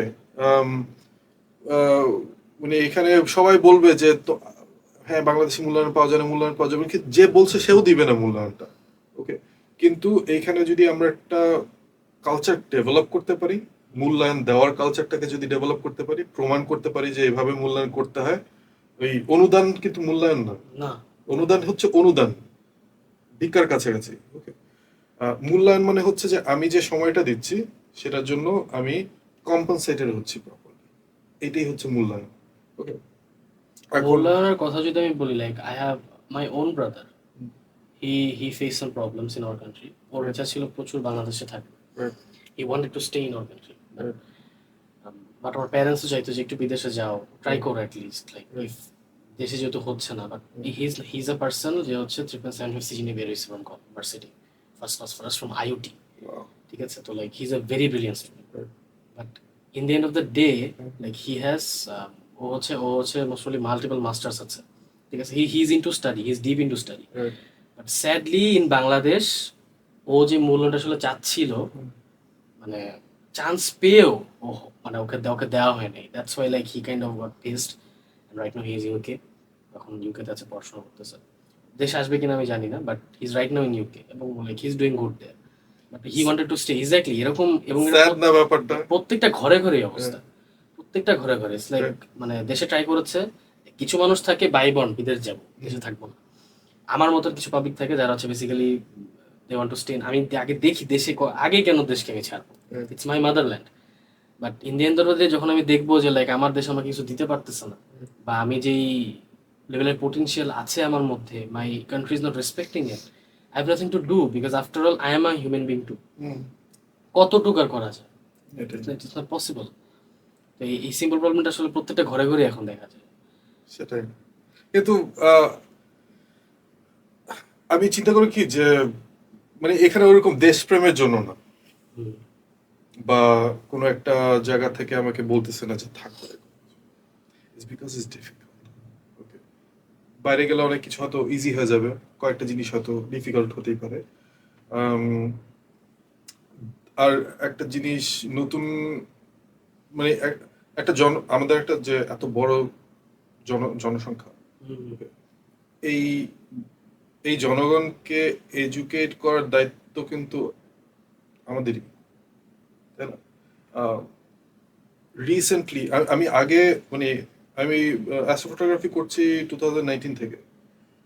আমি ইনস্টাগ্রামে কাজ পোস্ট করতাম, বেশি একজনও ফলোয়ার ছিল না আমার এখানে। ওকে, কেউ জানতোই না যে আমি এটা নিয়ে কাজ করছি, আমার কোনো ফ্রেন্ডরাও এরকম জানতো না, মাঝের মধ্যে কয়েকজন অনেক বছর পরে শুনছে। সো যখন ওই জিনিসটা আমি কখনো চিন্তা করিনি যে বাংলাদেশে এত মানুষ এনথুজিয়াস্ট থাকবে স্পেস নিয়ে। আমার কাছে ওই জিনিসটা মজা লাগছে যে ছিল যখন না, এটা অ্যাকচুয়ালি আমার আমার কাছে মনে হয় যেটা ছিল না আসলে। আমার মনে ছিল আমরা আমরা অ্যাজ এ নেশন খুবই রিস্ট্রিক্টেড। তো হুম হুম। ওকে, আমরা ঘরে রিস্ট্রিক্টেড, আমরা বাইরে রিস্ট্রিক্টেড, আমরা সব কালচারাল জায়গায় কালচারাল একটা রিস্ট্রিক্টেড। হ্যাঁ, জায়গা, আমরা কালচারালি আমরা ইনফ্যাক্ট দেখা যায় যে লাইক আমরা কালচার অনেক রেস্ট্রিক্ট, রাইট। সো অনেক আমরা কিছু কিন্তু করতে পারি। এসকেপ চাই, হুম আর আমাদের সবচেয়ে মানে অজানা জিনিসটা আমাদের মাথার উপরে। তো আমার মনে হয় যে সবার মধ্যেই ওই কিউরিওসিটিটা আছে যে স্পেসে কি আছে। আমি হয়তো, আর আমাদের তো ট্রাভেল রেস্ট্রিকশন অনেক বেশি, তাই না? বাংলাদেশ কয়টা দেশে ভিসা ছাড়া যেতে পারে, ইন্ডিয়াতেও যেতে পারে না। ওকে, বাট এই চাইলে আপনি এই যে পাশের দেশগুলোতেও ঘুরতে পারবেন না ভিসা ছাড়া, মনে হয় নেপালে যাওয়া যায় ভিসা ছাড়া। এখন পাকিস্তানে ওকে, যাওয়া যায়। হ্যাঁ। তো এখন এই দেশগুলা কি, এটা তো পুরো পৃথিবী না। হুম। ওকে, কিন্তু ওই দিক থেকে চিন্তা করেন যে একটা I don't know, ইউরোপের কোন যারা ইউরোপিয়ান বা যারা আমেরিকান, তারা পুরো দুনিয়া ঘুরতে পারে। বলে আমি ধরেন আমি আমি একটা ইতালির ভিসা পাইলাম, হ্যাঁ, I can Rome around the entire Europe, হ্যাঁ, নট অ্যান ইস্যু। এটাই। লাইক এতগুলা কান্ট্রি, এতগুলা, it's like I know people যারা হচ্ছে ইটালিতে থাকে, বা আই নো পিপল যারা হচ্ছে স্কটল্যান্ডে থাকে, Right. এবং স্কটল্যান্ড থেকে ইটালিতে তারা হচ্ছে গিয়ে চাকরি করে, হ্যাঁ, সামথিং লাইক মানে সকালবেলা বের হয়ে চাকরি করে বাসায় ঢোকে। Freedom of travel. ওকে, এই এই জিনিসগুলো আমাদের নাই, তাই না? তো এক্স্যাক্টলি। আমাদের ওই মাইন্ডকে যদি আমরা ফ্রি করে দিই, তাহলে মহাবিশ্ব একটা যাওয়ার জায়গা। তো আমার মনে হয় ওই সেন্টিমেন্ট থেকেই রিসেন্টলি এত মানুষ স্পেস নিয়ে এত এনথুজিয়াস্ট হয়েছে। আর আমি খুবই প্রাউড যে আমাদের এইখানে এরকম একটা মানে ক্রাউড ডেভেলপ করছে। Sadly it's like you are doing great in photography, বাংলাদেশের একমাত্র বলা যায়। না, একমাত্র ডেফিনেটলি বলা যায় না, আরো অনেক ট্যালেন্টেড মানুষ আছে, আমি অনেকে like- বাংলাদেশে থাকে না। হ্যাঁ, অনেকে বাংলাদেশ থেকে, সমস্যা। আই মিন লাইক বাংলাদেশে বেসিক্যালি এক কথায় বাঙালি হচ্ছে মার্কেট খাইছে, সামথিং লাইক মানে- মানে ইটস লাইক মার্কেট যে খাইছে আর কি, লাইক মানে যে মার্কেটে আর কি one of the most famous person আর কি, হুম, বেসিক্যালি মানে যে যে হচ্ছে আর কি লাইক মানে মার্কেটে যাকে মানে যখন ছবি তুলে মানে like যাদের ছবি তুলে বেস্ট কে, হুম, কলিন ভাই সামথিং লাইক দ্যাট। তো এই পার্সপেক্টিভে আমার কাছে মনে হয় যে আপনি যেটা বললেন যে লাইক অ্যাস্ট্রোফটোগ্রাফি করে লাইক ইনফ্যাক্ট লাইক মেবি আপনি বাসার ভাড়া দিতে পারতেছেন, ওই পর্যন্ত স্টেবলও হইতে পারতেছেন, hmm, you are basically to outsource for somewhere else. Hmm. তো like this is also sad thing to be honest. Like It's the process. It's a process. আচ্ছা, লাইক মানে আপনার কি কখনো ইচ্ছা আছে লাইক মানে to take your wife and like move to Mars বা সামথিং লাইক Not really. পৃথিবীতে থাকতে চান? হ্যাঁ, পৃথিবীতে থাকতে চাই, পৃথিবীর অনেক জায়গা এখন এক্সপ্লোর করা বাকি আছে। আরে এটা তো অবভিয়াসলি। কিন্তু এই কোয়েশ্চেনটা আমি অনেককে করি, নিজেই করি, যে আচ্ছা এরকম যদি একটা সিচুয়েশন হয় যে, আমি তোমাকে এই কোয়েশ্চেনটা করি যে 5 বছরের একটা মিশন। 5 বছর তুমি পৃথিবীর সঙ্গে মানে পৃথিবী থেকে ডিটাচ থাকবা, ওখানে তোমার যেতে 1.5 বছর লাগবে, ওখানে এরকম 2 বছর থাকবা, তারপর আবার 1.5 বছর তোমাকে পাড়ি দিয়ে আবার পৃথিবীতে আসতে হবে। এরকম একটা মার্স মিশনে কি তুমি যাবা? I don't think so. Okay. আর তাহলে তো ওইরকম যদি একটা কোয়েশ্চেন আসে যে তো ওয়ান ওয়ে টিকিট, তুমি আজকে রকেটে উঠবা, in that case I might choose, তাই? That case why? Because I feel like যে মানে it's gonna be something new. First of all আমার কাছে টু বি অনেস্ট লাইক আমি যে টাইপের মানুষ যে লাইক আমার কাছে মনে হয় যে লাইক আপনি মানে I don't like limits at all anything. Like আমি পার্সোনালি লিমিট পছন্দ করি না। ঠিক আছে, I like to explore like যত উপরে যাওয়া যায়, যত করা যায়, I like to do those stuff only good things, not bad things. তো আই ফিল লাইক যে মার্সে যদি আমি যাইতে পারি, it's gonna be some, it's gonna hella, একটা অ্যামেজিং একটা এক্সপিরিয়েন্স হবে আই ফিল লাইক। এবং ওখানে গিয়ে থাকলো সবচেয়ে স্যাডেস্ট পার্ট কি লাইক ধরেন আমি গেলাম, যেটা বলেন টু ওয়ে টিকিট আর কি, হ্যাঁ, ধরেন আমি গেলাম গিয়ে কিছু হইলো না, হ্যাঁ। ফাঁচু কি কিছু একটা করলাম, করে টোরে আবার চলে আসলাম, এটা কি 5 years হওয়ার কোনো gone. চান্স আছে? মানে আমি তোমাকে একটা এক্সাম্পল দিই, তুমি যদি বাংলাদেশ থেকে মুভ করে কোন একটা জায়গায় যাও, ধরো হিমালয়াতে গেলা, হুম হুম নেপালে গেলা, ওই হিমালয়াতে তুমি 2 বছর থেকে আসো, hmm, you'll be a changed person. That's true. Okay, তো তুমি মার্সে যাচ্ছ, ওইখানে গিয়ে তুমি যদি কিছু নাও করো, তোমার তুমি যে মেডিটেটিভ স্টেটে থাকবা, ওই স্টেটে তো তুমি পুরো ইউনিভার্সের সঙ্গে কানেক্ট করতে পারবে। ওকে, মার্সের আকাশটা কেমন হয়, এখানে কোনো লাইট পলিউশন নাই, কোনো কিছু নেই, মানে তুমি না চাইলেও তোমার রিসার্চ করতে ইচ্ছা করবে। ওকে, সো ওই পার্সপেক্টিভ থেকে আমাকে যদি এরকম একটা চয়েস দেওয়া হয় যে 5 বছরের মিশন, ওকে যেতে পারি। আমি ছোটবেলায় এই স্টার ট্রেক দেখে বড় হয়েছি, আজকেও একটা এপিসোড দেখে আসছি মনে হয়। ওকে, সো ওইরকম 5 ইয়ার মিশনে যেতে আমি প্রস্তুত, কিন্তু মুভ করতে হয়তো প্রস্তুত না। আমার ওয়াইফকে জিজ্ঞেস করলে হয়তো এই কথাটাই বলবে যে হয়তো যেতে চাবে এখানে, কিন্তু টেম্পোরারি। টেম্পোরারি। আমার ক্ষেত্রে উল্টা আর কি। আমি গেলে একবারে যাবো, নাহলে যাবো না। আচ্ছা, আমি পার্সোনালি আপনার সাথে কথা বলে একটা জিনিস ফিল করছি, সেটা হচ্ছে যে লাইক মানে ইয়োর এজ, আপনার এইজের যে অন্যান্য যে মানুষগুলো রয়েছে, they are lot different than you. Okay, how so? Actually to be honest like you are lot more privileged আমার কাছে মনে হয়েছে। লাইক মানে এই যে টেকনোলজির সাথে লেটেস্ট, হ্যাঁ বেসিক্যালি লাইক মানে লাইক ইফ লাইক একটা 5 বছরের ছেলের তো বেসিক্যালি কাইন্ড অফ আপনার uncle right now if I say. Sadly. তো হ্যাঁ, তো লাইক ওই মানে দেখা যাবে যে like that latest uncle, because uncle's are not cool at all, most of the uncle's are not কুল। ঠিক আছে, দে আর ভেরি আঙ্কেলিশ, কথা বলা যায়। এই ছেলেটা আমাকে আঙ্কেল বানাই দিছে পডকাস্টে ডেকে। This is sad, this is very sad. Although আপনাকে দেখে তো অ্যাকচুয়ালি ভার্সিটি স্টুডেন্টই মনে হয় বেসিক্যালি, এটা অনেকে মনে করে। আমি ফার্স্ট টাইম যখন মানে বেসিক্যালি আপনার যখন ভিডিও দেখা শুরু করছিলাম, আই ইভেন থট দ্যাট আপনার ভার্সিটি। এই পার্টটা এডিটর কেটে দিবা, এই পার্টটা যেন কোনোভাবে অনলাইনে না যায়। ওকে, I'll be that university student forever. ওকে ডান। তো দেখা যাবে যে like I personally feel like যে লাইক অ্যাজ ফর এক্সাম্পল এই যে স্টার ট্রেক আপনি দেখতেন, আমি স্টার ট্রেক শুনছি first time, for the first time, মানে আমি আপনার থেকে বয়স হতে ছোট হয়েও I have heard it from Big Bang Theory. ঠিক আছে, I have from Big Bang Theory. আমি কখনো স্টার ট্রেক দেখি নাই। সো বেসিক্যালি লাইক আমার কাছে মনে হয় যে লাইক ওই মানে বাংলাদেশের যে culture, basically you are lot your মানে আপনি নিজেকে বিল্ড করছেন lot different from that. Like আপনি অনেক আউটার জিনিসপাতি নিছেন নিজের ভিতরে, ইউজুয়াল জিনিসপাতি মোস্টলি আপনার ভিতরে তেমন একটা মানে ছিল না বা something like that. Is it true? Like আমি যেটা গেস করতেছি। It is true. মানে প্রিভিলেজডের যে ব্যাপারটা, আমি বললাম না যে আমি একটা হাম্বল ফ্যামিলি থেকে আসছি, এরকমও সময় গেছে যে মানে আমাদের ফাইন্যান্সিয়াল অবস্থা এত খারাপ যে বাসার টিভিটা পর্যন্ত চলে গেছে কিছু দিনের জন্য। ওকে, আবার বছর খানেক পর ফেরত আসছে এরকম। কিন্তু ওই যে শোগুলো ভাল লাগতো সেগুলো ওরকমই, সায়েন্স ফিকশন শো, কার্টুন দেখতাম প্রচুর। মানে যখন থেকে ডিশ আসছে বাংলাদেশে, দিস ইজ লাইক নাইনটিজের কথা আর কি, তখন আস্তে আস্তে বাসায় ডিশ লাইন লাগানো হলো, তো ওইখানে কার্টুন নেটওয়ার্ক, ন্যাশনাল জিওগ্রাফিক্স, তারপর ডিসকভারি চ্যানেল, এইগুলাতে মজার মজার সব জিনিসপত্র দেখাতো। তো আমার ওইরকম মানে নাচ গানের প্রতি খুব একটা আসক্তি ছিল না। এই মাঝে মধ্যে যে কি বলে ঈদের সময় ফুর্তি টুর্তি করার জন্য গান টান তো ওগুলো দ্যাটস আছে। That's what I am saying actually, যে লাইক মানে most of the people of my age and plus your age, like আমাদের কাছে the highest level of outer curriculum activities basically cultural activities, গান গায়, তাই বাপ মা কত কিছু বলে। বাট লাইক আপনি যে আউটার আউটার সোর্স, আপনি অন্য বাইরের অনেক কিছু আপনি গ্যাদার করছেন, যেগুলো হচ্ছে ইউজুয়ালি বাংলাদেশিরা যেগুলোতে অ্যাট্রাক্টেড হয় না আর কি। I felt it from. অনেকে হয় মানে আমার আমার যারা আমার যখন বড় ছিলাম তখন আমার খুব একটা কাছের বন্ধু ছিল না। মানে ক্লাস 3 পর্যন্ত আমি মনে হয় 6-7টা স্কুল চেঞ্জ করেছি, এরকম হচ্ছে বছরে 2টা। এরকম এক বছর গেছে যে আমি এক বছরে 6 মাস এক স্কুলে পড়েছি, পরের 6 মাস এক স্কুলে পড়েছি। তো এরকম ক্লোজ বন্ড আমার ওইভাবে হয়নি।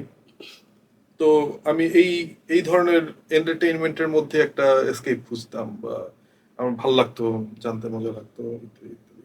তো ওইখান থেকে অনেক ইনফ্লুয়েন্স ডেফিনেটলি আসছে যে ডিসকভারি চ্যানেলে অনেক শো হতো। আমার কি যেন ওটার নাম, পপুলার মেকানিক্স ফর কিডস, তারপর মেগা মুভি ম্যাজিকে দেখতাম যে ওই কিভাবে মুভির স্পেশাল এফেক্টস গুলো বানায়। ওখান থেকে মনে হয় আমার ওই অ্যানিমেশনের প্রতি ইন্সপিরেশনটা আসছে। নট জাস্ট অ্যানিমেশন, মানে স্পেশাল এফেক্টস, 3D অ্যানিমেশন, এগুলোর যখন দেখতাম জুরাসিক পার্কের ডাইনোসর গুলোকে কিভাবে ওরা বানিয়েছিল। তো আম, আমার মনে হয় যে ওই ওই জিনিসটা একটা এখানে লাখও কাজ করছে হয়তো, মানে আমার সামনে ছিল দেখে আমি এগুলো দেখতে পেরেছি। আম, না, আই থিঙ্ক যে মানে আমাদের সামনে অনেক কিছুই আসে, but thing is that we just simply ignore it, but আপনি ইগনোর করেন, you have grabbed it from somewhere. Maybe I got lucky. Okay, maybe I got lucky. আর আমার ওইটার প্রতি একটা অ্যাট্রাকশন ছিল। হুম হুম আম, আমার মনে হয় যে অনেকের ওই অ্যাট্রাকশনটা আছে, মানে এবং ছিল ওই সময়। তারাও হয়তো দেখা গেল যে তাদেরকে যদি নিয়ে আসেন তারা হয়তো ইন্টারেস্টিং কিছু একটা করতেছে। কালচারটা খুব ইম্পর্ট্যান্ট। আমরা কি দেখে বড় হচ্ছি, কি মাথায় নিচ্ছি, সেটা সেটা খুবই জরুরি। আম, আমাদের মাইন্ডটাকে আমরা যত ওপেন করতে পারবো নতুন বিষয়ে, নতুন জ্ঞানে, হুম আমার মনে হয় ওইগুলা মিলে একটা নতুন জিনিস তৈরি হয়। যেমন আমরা কিন্তু এখন কোনো কিছু ইনভেন্ট করতে পারি না। আমরা কি করি যে এ প্লাস বি সি, নতুন সি জিনিসটা হলো নতুন। আম, আমরা যদি চিন্তা করি যে যে কোনো টেকনোলজি, আমরা এমনকি ক্যামেরার কথাও যদি চিন্তা করি, ক্যামেরা এক সময় পিনহোল ক্যামেরা ছিল। হুম তো ওইখান থেকে ফিল্ম ডেভেলপ করছে কেউ, ফিল্ম থেকে একজন চিন্তা করছে যে হ্যাঁ এটা দিয়ে একটা একটা ডিভাইস বানাই যেটা দিয়ে ওই ফিল্ম লাগবে না, সিসিডি বা সিমস সেন্সর ডেভেলপ করলো। এখন আমরা ক্যামেরায় এই টেকনোলজি ইউজ করছি। তো এগুলা আগে যে টেকনোলজিগুলো সেগুলো মিলানোর পর নতুন একটা কিছু বেরোচ্ছে। টেলিস্কোপ ইনভেন্ট হয়েছে হচ্ছে এখন থেকে আরো 400 বছর আগে। তো সেইটারই একটা নতুন কিছু আমরা এখন ইউজ করতেছি।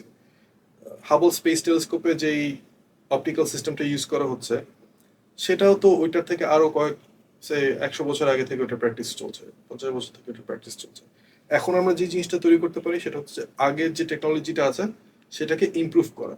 আমরা যখন অনেক মাল্টিডিসিপ্লিনারি ইন্টারেস্ট থাকবে, ধরো তোমার অনেক কিছুতে ইন্টারেস্ট, হুম হুম হুম এইটা খারাপ না, কারণ তুমি যখন একটা পাথ চুজ করবা তোমার অন্য সব ইন্টারেস্ট গুলো ওটাতে ফিড করবে। Exactly.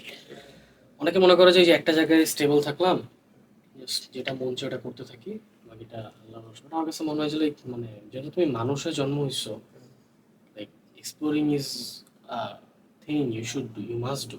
Your infinite. Exactly, okay, you basically infinite, but right? একটা জিনিস একটু চিন্তা করো, মানে আমরা কত ক্ষুদ্র, একটু স্কেল নিয়ে কথা বলি ইউনিভার্সের, হ্যাঁ? যে আহ, সূর্য থেকে পৃথিবীতে আলো আসতে 8.5 মিনিট লাগে। তার মানে আলো ছুটতেছিল সেকেন্ডে 3 লক্ষ কিলোমিটার প্রতি সেকেন্ডে। আমাদের সবচেয়ে কাছের যে তারাটা সেটা 4.25 লাইট ইয়ার্স দূরে, প্রক্সিমা সেন্টারি। তার মানে ওখান থেকে আলো আসতে আমাদের 4.5 বছরের মতন লাগে। সিরিয়াস যে তারাটা 8 আলোকবর্ষ দূরে, ওখানে আমাদের আকাশের সবচেয়ে ব্রাইটেস্ট যে তারাটা। আমাদের গ্যালাক্সি, আমাদের গ্যালাক্সির কোর এখান থেকে 26,000 আলোকবর্ষ দূরে। আমাদের গ্যালাক্সিতে আপাতত আমরা জানি যে প্রায় 200 বিলিয়ন তারা আছে, তাই না? একটা গ্যালাক্সি, এটার ডায়ামিটার হচ্ছে 1 লক্ষ আলোকবর্ষ, তাই না? এরকম আরো ইননিউমারেবল গ্যালাক্সিস আছে। There are, মানে এই মুহূর্তে আমরা মনে করছি 2 ট্রিলিয়ন গ্যালাক্সি আছে। এবং প্রত্যেক গ্যালাক্সিতে এমন হতে পারে যার একটা পৃথিবী আছে। থাকতেই পারে। ওকে, কত বড় জিনিসটা, সেখানে আমরা ক্ষুদ্র একটা মানে তারার পাশের ক্ষুদ্র একটা প্ল্যানেটে একটা মামুলি মামুলি একটা স্পিসিস। স্পিসিস। ওকে, আমরা এই পুরো ইউনিভার্সটা আমাদের মাথার মধ্যে ধারণ করতে পারতেছি। আম, আমরা হয়তো আহ, ক্ষুদ্র হতে পারি, কিন্তু আমাদের অস্তিত্বটা কিন্তু ইনফিনিট।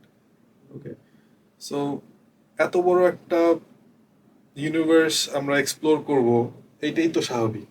Okay, এখন হয়তো আমরা একটা প্ল্যানেটের কিছু মানে পোকামাকড়ের মতন, যে প্রথমবারের মতো প্ল্যানেট ছেড়ে একটু বাইরে ঘোরাঘুরি করার চেষ্টা করতেছি। এখন থেকে 1000 বছর পর হয়তো আমরা কোনো একটা তারায় যেতে পারবো। এখন থেকে 10,000 বছর পরে হয়তো গ্যালাক্সির বিভিন্ন জায়গায় আমাদের কলোনি প্ল্যানেট থাকবে, বা অন্য কোনো স্পিসিসের সঙ্গে আমাদের দেখা হতে পারে, আমি বলতে পারি না। তো আম, অনেক কিছুই হওয়ার সম্ভাবনা আছে।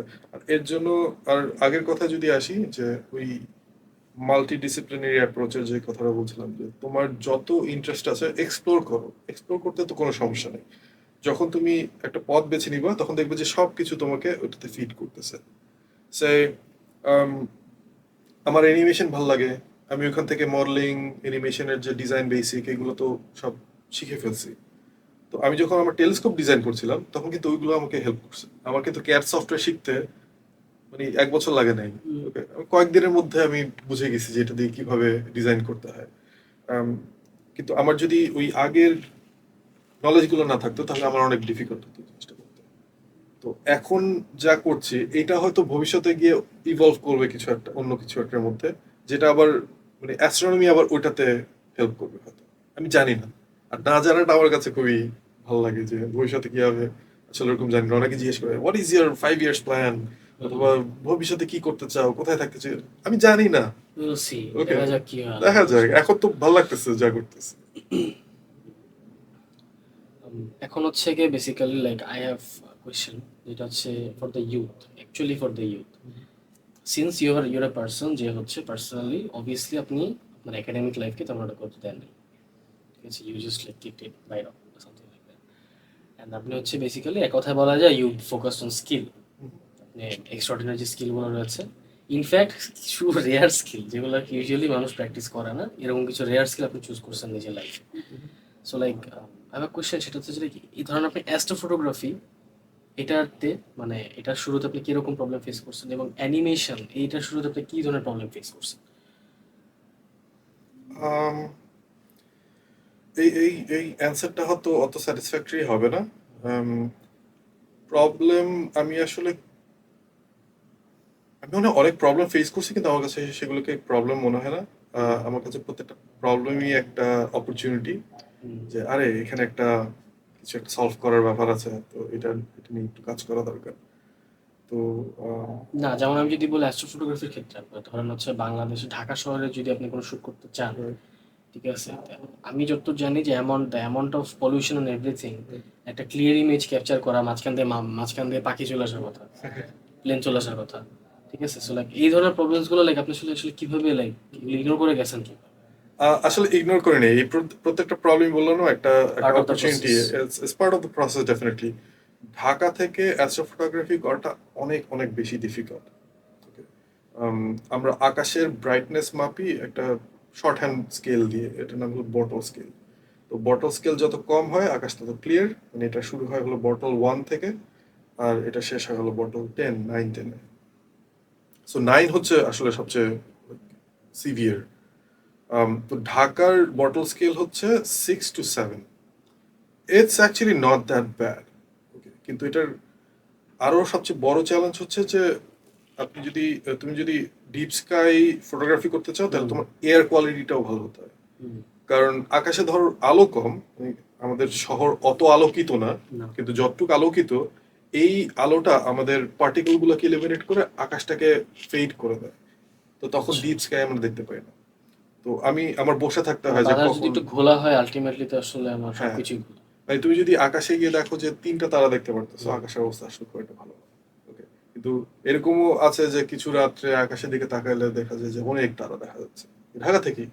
তখন হচ্ছে আমি আচ্ছা, তার মানে কি আলটিমেটলি হচ্ছে যে লাইক মানে আমি যে ইউজুয়ালি আকাশে যে তারা দেখি আসলে তারার অ্যামাউন্ট সেমই, হ্যাঁ বাট আমি দেখতে পারতেছি না বিকজ ওই দিন এয়ার কোয়ালিটি খারাপ বা এমন কিছু। হ্যাঁ মানে তারার ব্রাইটনেসের একটা স্কেল আছে, হুম ম্যাগনিটিউড হুম হুম বলে। হুম তো ম্যাগনিটিউড যত বেশি তারা তত ডিম। হুম ওকে, যেমন আমরা যদি কোনো একটা প্ল্যানেট দেখি, সে ভিনাস, ভিনাস যখন ব্রাইটেস্ট থাকে তখন -4, -4.5 এরকম ম্যাগনিটিউডে থাকে। আম, যখন আমরা মার্স বা জুপিটারকে দেখি অনেক উজ্জ্বল আকাশে, তখনও তার ম্যাগনিটিউড -1.5 এরকম থাকে। তো এগুলো অনেক ব্রাইট, আমরা দেখতে পারি ইজিলি। কিন্তু যেগুলো ম্যাগনিটিউড 7, ম্যাগনিটিউড 6, এই তারাগুলো আমরা বটল 1 ছাড়া দেখতে পারবো না। ওকে, সো অনেক উজ্জ্বল তারাগুলোই আমরা দেখতে পারি দিন শেষে। এটার কারণটা কি? সে আকাশের উজ্জ্বলতা যদি হয় সেই 5, আর একটা তারার ম্যাগনিটিউড যদি 5 হয়, তুমি এটার মধ্যে ডিফারেন্সিয়েশন কিভাবে করবে? তা আকাশের উজ্জ্বলতা আর তারার উজ্জ্বলতা সেম হয়ে গেল, মানে তাই না? আলটিমেটলি ইটস লাইক মানে আমি একটা ব্লু একটা কার্ডবোর্ডের মধ্যে ব্লু একটা প্রিন্টেড টোকা বানাই। হ্যাঁ, এখন তুমি খুঁজে কিভাবে না পাবা? পাওয়া ওকে, হয়নি। It's a needle in a haystack hmm, problem. Hmm, hmm. তো এইটা মিটিগেট করার জন্য লং এক্সপোজার নিতে হয়। আর অ্যাস্ট্রোফটোগ্রাফিতে একটা কথা আছে, সেটা হচ্ছে যে ইন্টিগ্রেশন টাইম। তো তুমি একটা নেবুলার ছবি তুলতে যাচ্ছ, এইটাতে যত তুমি এক্সপোজ করতে পারবা তত তোমার ছবিটা পরিষ্কার হবে। ওকে, এখন ঢাকা থেকে যেই ধরো অ্যান্ড্রোমিডা গ্যালাক্সির একটা ছবি তুলতে চাচ্ছ, এইটা তোমার অ্যাটলিস্ট 10-15 ঘন্টা এক্সপোজ করতে হবে। কিন্তু তুমি যদি সেম রেজাল্ট একটা মানে সেম টাইম বা এটার 10 ভাগের 1 ভাগ সময় যদি তুমি এই সেন্ট মার্টিন থেকে তুলো, তাহলে তুমি 1 ঘন্টায় ওই রেজাল্টটা পাবো। So light pollution, air pollution এত এত বড় একটা ইম্পর্ট্যান্ট একটা জিনিস। ইম্প্যাক্ট ফেলে। তো হ্যাঁ, ঢাকা থেকে ছবি তুলতে প্রচুর কষ্ট হয়, আর এটার জন্য আমাকে আরো লম্বা টাইম ধরে এক্সপোজ করতে হয়। যে ওরায়ন নেবুলার একটা ছবি তুলেছিলাম, যেটা অনেক ভাইরাল হয়েছিল কয়েক মাস আগে। উত্তরা কি বলছো? না, এটা আমার বাসার ছাদের থেকেই। আচ্ছা। ওকে, ওখান থেকে তুলেছি। আমি বসুন্ধরা এলাকায় থাকি, তো ওইখান থেকে 2-3 রাত আমি মোটামুটি একটা ক্লিয়ার উইন্ডো পেয়েছিলাম ওই ওই রাতগুলোতে। আচ্ছা, রাইট নাও আপনার মানে যে টেলিস্কোপটা আপনার একটা ইউজ করতেছেন, এটার প্রাইস কত? এটা তো আমি বানিয়েছি, তো মানে এটা কস্টিং প্রাইস কত এটার পড়েছে? কস্টিং অ্যারাউন্ড 30,000 টাকার মতন। ম্যাটেরিয়াল কস্টিং আমার টাইম ধরে ধরে নেই এখানে। ওকে, সো 30,000 টাকা, but the amount of the quality pictures you're getting from it, like I feel like, তো এটা আমি মানে আমি যদি বাজারে এটা কিনতে চাই সেম, একদম সেম যা ছবি আসতেছে সেম কোয়ালিটি, সেই ক্ষেত্রে আমার কত টাকা দেওয়া লাগতে পারে? লাখখানেক টাকা, লাখ দ্যাটস দেড় ওয়াই টাকা। That's why DIY is the best. হ্যাঁ, মানে ডিআইওয়াই বেস্ট না, এখানে ব্যাপার হচ্ছে যে আমি অনেক কিছু ইমপ্রুভ করছি। ইন্টারনাল রিফ্লেকশনটাকে কিভাবে আরেকটু বেটার করা যায়, এইটার কিছু টেকনিক ওখানে ইউজ করছি। আম, তারপর ফোকাসারটা হচ্ছে fully automated electronic. By the way, আমি যখন টেলিস্কোপ নিয়ে রিসার্চ করতেছিলাম, তার বছরখানেক আগে থেকে আমি আবার ইলেকট্রনিক্স রোবোটিক্স নিয়ে রিসার্চ করতেছিলাম। আচ্ছা। সো ওই দুইটা কম্বাইন করে কিন্তু আবার এই যে টেলিস্কোপের যে হুম ভিতরের হুম হুম মেকানিজম হুম গুলো, হুম হুম ওগুলা বের করে গেছে। এই যে মাল্টি ডিসিপ্লিনারি যে ব্যাপারটা, যে যাই শিখো না কেন ওইগুলা কোনো একটা ভাবে কানেক্টেড। হুম তো এখানে কিছু ব্যাপার আছে, যেমন আমার যে টেলিস্কোপটা এখন ইউজ করছি, সেটা যদি কমার্শিয়াল একটা টেলিস্কোপ হতো, এটা অ্যাকচুয়ালি $2-3 হাজার হতো, $কয়েকশো না। Okay? মানে এরকম 1-1.5 লাখ টাকা না, আরো বেশি টাকা দাম হতো, কারণ ইন্টিগ্রেটেড ফোকাসার আছে এখানে। তারপর এটার উপর গাইড স্কোপ আছে, অনেক মানে এখানে অনেক কিছু আছে। কিন্তু যেহেতু জিনিসটা আমি নিজে ডিজাইন করে বানিয়েছি, আমার ম্যাটেরিয়াল কস্ট তো আসলে কম হয়। এমনকি একটা কমার্শিয়াল টেলিস্কোপ যদি আমরা চিন্তা করি, ওটার ম্যাটেরিয়াল কস্ট হয় হয়তো 20-30%, 40%, বড় যে 30% এরকম। বাদ বাকিটা আসলে যে শিপিং, মার্কেটিং ইত্যাদি ইত্যাদি এগুলোতে সিক্রেট চার্জেস। এগুলোতে আছে। হ্যাঁ, সিক্রেট চার্জেস। সিক্রেট চার্জেস মানে ইটস রিয়েলিস্টিক চার্জেস। মানে ওরা যদি এই অ্যামাউন্টটা চার্জ না করতে পারতো, ওদের কোম্পানি ধসে যেত। এখন আমি যদি কেউ যদি আমার কাছে এসে বলে, আরে আপনি 30,000 টাকা টেলিস্কোপ বানাইছেন, আমি আপনাকে 30,000 টাকা দিচ্ছি, আপনি আমাকে একটা টেলিস্কোপ বানাবেন, জীবনে বসে। ওকে, কারণ আমার এখানে টাইম গেছে, আমার এফোর্ট গেছে। আমার একটা কম্পোনেন্ট 3D প্রিন্ট করতে how about to open a like your company বা সামথিং? বাংলাদেশে তো একটা টেলিস্কোপ কোম্পানি থাকা দরকার। হবে হয়তো। অনেকে চাচ্ছে এখন। ওইটা নিয়ে চিন্তা করছি যে কিভাবে এটাকে আসলে ফিজিবল বানানো যায়। কারণ এখানে হয় কি যে ওই একটা হাইপ টাইম যায় না, ওই হাইপ টাইমটাতে সবাই মনে করে যে এই মানে আগেও দেখেছি যে কয়েকজন বলছে যে হ্যাঁ, আমি 1 লাখ টাকার একটা জিনিস 20,000 টাকা 30,000 টাকা বানিয়েছি। এটা তো তোমার ম্যাটেরিয়াল কস্ট। হুম। ওকে, তোমার যে খাটুনি যে গেছে খাটনিটাও না, say you want to make a company of this. তো আমার আমার এন্টারপ্রেনারশিপ এক্সপিরিয়েন্স আছে, আমার নিজের কোম্পানি আমি চালাচ্ছি এতদিন ধরে, প্রায় 15 বছর হয়ে গেল। তো একটা কোম্পানি যদি চালাতে হয় সেখানে ম্যান পাওয়ারের একটা ব্যাপার আছে, যে you have to pay your employees, তারপর হচ্ছে অফিস স্পেসের জন্য টাকা দিতে হয়, মেশিনারিজ, কম্পিউটার ইত্যাদি ইত্যাদি, এগুলো সবকিছুর জন্য খরচ আছে। সেই খরচগুলো যদি ক্যালকুলেট করা হয়, সেটার একটা প্রজেকশন করা হয়, তখন ওই যেটার ম্যাটেরিয়াল কস্ট 30,000 টাকা, সেটার দাম 3 লাখ টাকা হয়ে যাবে। সে 3 লাখ টাকা কি মানুষ দিতে প্রস্তুত? প্রস্তুত হয়তো টেলিস্কোপের জন্য এখন হবে না, ওকে, কিন্তু আমরা যদি স্কেলিংটা ওইভাবে করে চিন্তা করি যে না, 3 লাখ টাকার জিনিসটা আসলে এমন কিছু যেটা মানুষের ক্রয় ক্ষমতার মধ্যে আছে, কিন্তু সেটা দিয়ে হয়তো এত ভালো কিছু ছবি তোলা যাবে না, বা এত দূরের জিনিস দেখা যাবে না, কিন্তু শুরু করতে পারে। আমি যেমন আপনি যেটা বলেন, আপনি ফার্স্ট টেলিস্কোপ যখন বানাইছেন, হ্যাঁ, আমি একটা কোশ্চেন করেছিলাম, like was it actually telescope নাকি বাইনোকুলার বানায় বলতেছেন টেলিস্কোপ? ইট ওয়াজ এ টেলিস্কোপ। একটা প্রপার ফাংশনাল এটা টেলিস্কোপ। ফাংশনাল টেলিস্কোপ, যেটা দিয়ে দূরের জিনিস কাছে দেখা যায়, আর মোটামুটি ভালোই দেখা যেত, খারাপ না। সো ওইটার আরেকটা ভার্সন আমি কয়েকদিন পর বানাবো। আমার ইচ্ছা আছে যে অনেকে জানতে চাচ্ছে তো কিভাবে টেলিস্কোপ বানাতে হয়, হয়তো আমি এটা নিয়ে কিছু একটা কন্টেন্ট বানানোর চেষ্টা করব। তো আম, এটাই। So does it answer your question? Yeah, that's totally fine. So last time একটু কি বলবো, সেটা হচ্ছে যে ফর দ্য অডিয়েন্স যে um, আমাদের আশেপাশে অনেক মানুষ আছে যারা হচ্ছে গিয়ে চিন্তা করে যে like they are not still serious about their life. ঠিক আছে, I know it's okay to chill, একটু চিল পিল করে আস্তে আস্তে গ্রো করা, বাট মানে উনি হয়তো বা নিজেও বলতেছে যে একটু চিল টিল করে লাইফে গ্রো করো, বাট জাস্ট টুলড, উনি কলেজে থাকতে, মানে আমার কলেজে যে উনি একটা কোম্পানি ফর্ম করছে। ঠিক আছে, সো উনি নিজেও কিন্তু কাজ করছে আলটিমেটলি। হ্যাঁ, উনি যে বলতে চিল করো, আলটিমেটলি চিল করলে লাইফে তেমন কিছু করা যাবে না। সো দ্যাটস ওয়ার অ্যাকচুয়ালি আমার ইউভিটার একাডেমিক কোর্সেস কাম। আমাদের একাডেমিক কোর্স হচ্ছে প্রপারলি একদম স্টুডেন্ট ফ্রেন্ডলি কোর্সেসগুলো আমরা লঞ্চ করি। প্রত্যেকটা কোর্স হচ্ছে আমি যেমন, আপনি ধরেন আপনি একটা কোর্স লঞ্চ করলেন সামথিং লাইক দ্যাট, বা কোর্স টিচাররা একটু ভাবে থাকে বা সামথিং লাইক, এটা কিন্তু এটা বাস্তব কথা, লাইক আমাকে পড়াবে স্পেসিফিকলি স্কিল টিচাররা আর কি। ঠিক আছে, লাইক এটা হচ্ছে আমাদের একাডেমির একটা ইউনিক একটা প্যাটার্ন, যে কেউ টিচার না, সব হচ্ছে বড় ভাই, লাইক বড় ভাইয়ের মতন টিচার, যার কারণে ড্রপ আউট লেভেল অনেক কম। ঠিক আছে, সো অবভিয়াসলি টেক দ্য ইউভির একাডেমিক কোর্সেস, কমেন্টে সব কিছু দেওয়া থাকবে। এবং একদম এন্ডে যদি ফর দ্য অডিয়েন্স কিছু বলতে চাইতেন, like for the youth, for your followers, for everyone. Um, আমি একটা জিনিসই বলবো যে এটা নিয়ে কথা হয়েছে যে আমরা যেসব লিমিট চিন্তা করি যে আছে, সেই লিমিটগুলো আসলে সবই আমাদের কল্পনায়। বাস্তবে আমি কোনো কিছুতে কোনো লিমিট দেখি না।